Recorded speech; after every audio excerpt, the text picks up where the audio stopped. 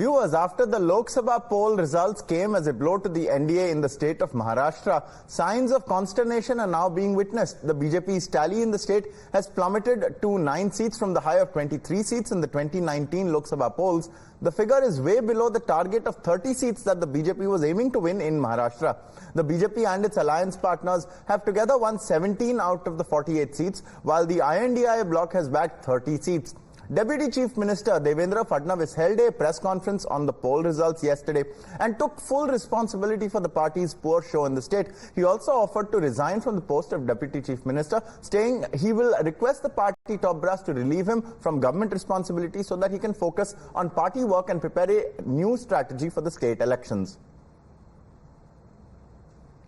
महाराष्ट्र में चूंकि एक प्रकार से भारतीय जनता पार्टी की सारी जिम्मेदारी महाराष्ट्र में एक लीडर के रूप में मेरे ऊपर थी, तो ये जो हमारा महाराष्ट्र में डिबैकल हुआ है या जो हमें एक प्रकार से हार मिली है, हमारी सीटें कम हुई है, इसकी पूरी जिम्मेदारी ये मेरी है। मैं इस जिम्मेदारी को स्वीकारता हूं। Now, shortly after that, Maharashtra Chief Minister Eknath Shinde released a statement on Deputy Chief Minister Devendra Fadnavis's proposal to relieve him from the state government. It said that electoral defeat is a collective responsibility and that all three parties had worked together in the elections. He also highlighted the vote share, saying that the Mahayuti got more than 2 lakh votes in Mumbai. Maharashtra BJP leaders also held 2 rounds of meetings to discuss the poll results in Mumbai. One round of the meeting was held before Fadnavis's press conference and another after the press conference. Several state BJP leaders, including Devendra Fadnavis, Ashok Chavan, Ashish Shelar, participated in this meeting. It is learnt that Maharashtra BJP leaders have tried to convince Fadnavis to reconsider his decision. Devendra जी से हमने विनती की कि वो हमारे लिए हफ्ते के 4 दिन दे, 3 दिन वो सरकार में रहे, और ये करने के बाद हमारी यहाँ पर एक प्रेस विज्ञप्ति हुई जिसमें देवेंद्र जी ने कह दिया कि मुझे पूरा टाइम, फुल टाइम अब महाराष्ट्र में फ्रंट लाइन में संगठन और विकास में काम करना है।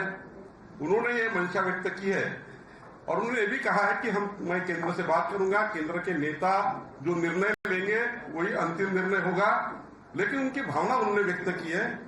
लेकिन उसके बाद हम लोग सारे लोग फिर एक बार देवेंद्र जी के साथ बैठे, हम सारे लोगों ने उनको विनती की है कि वो सरकार में रहकर ही हमारे साथ 4 दिन संगठन को दे सकते हैं।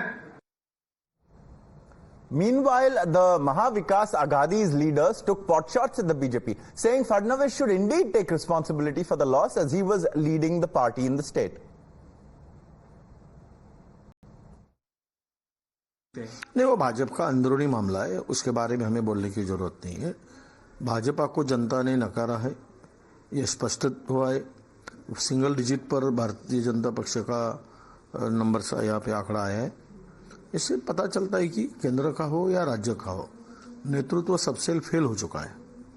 अब कुछ संवरने की कोशिश वो करेंगे, तो मुझे लगता है कि उनका जो निर्णय है, उनके हाईकमान अगर इतना अधपतन होने के बाद भी, पक्ष का वतात होने के बाद भी जिम्मेदारी वो लेते हैं और राजीनामा देने की बात करते हैं, तो उसके हाईकमान उस बारे में सोचेगी। हे या विधानसभेलाच काय, कुठल्याही विधानसभेला ना ते मुख्यमंत्री होऊ शकतात, ना मुख्यमंत्री पदाचा चेहरा म्हणून भाजपा त्यांना प्रोजेक्ट करेल। भाजपाला कदाचित मुख्यमंत्री पदाचा चेहरा म्हणून प्रोजेक्ट करायचं असेल तर एक वेळ विनोद तावडे यांचं नाव, तावडे साहेबांचं नाव पुढे येऊ शकेल, परंतु देवेंद्रजींचं नाव पुन्हा कधी मुख्यमंत्री पदासाठी येईल असं मला अजिबात वाटत नाही।